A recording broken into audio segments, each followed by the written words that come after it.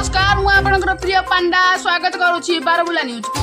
बात्या दानार प्रभाव एते पड़छि जे ओडिसा रे देखा दैछि अहळ चहळ। एबे आमे आज पहुंची आछु सिल्क सिटी ब्रह्मपुर रे बात्या दानार प्रभाव केते पड़छि एवं केते परिमाण रे पड़छि आसंतु जानिबा। आपनक परिचय प्रदान करंतु। नमस्कार मोना बारबुला। नमस्कार मोना बाबुला। बात्या दानार प्रभाव आपनक अंचल रे केते एवं केते परिमाण रे पड़छि?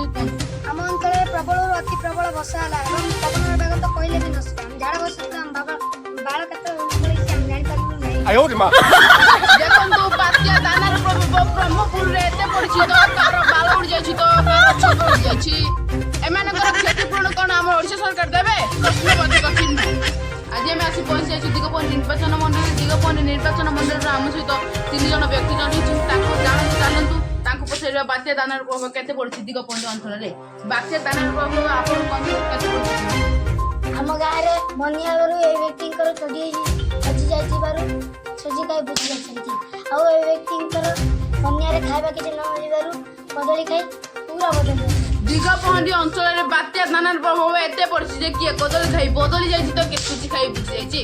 ब्रह्मपुर रे त आपण सुनि पाउथिले कार बाल उड़ जाछि तो कार चाळ उड़ जाछि। जे व्यक्ति हम सहित जोड़ी होइतिले तालंतु तांकर कोन होइछि पछारि होछि बा आपनकर कोन होइछि? मोर किछ नै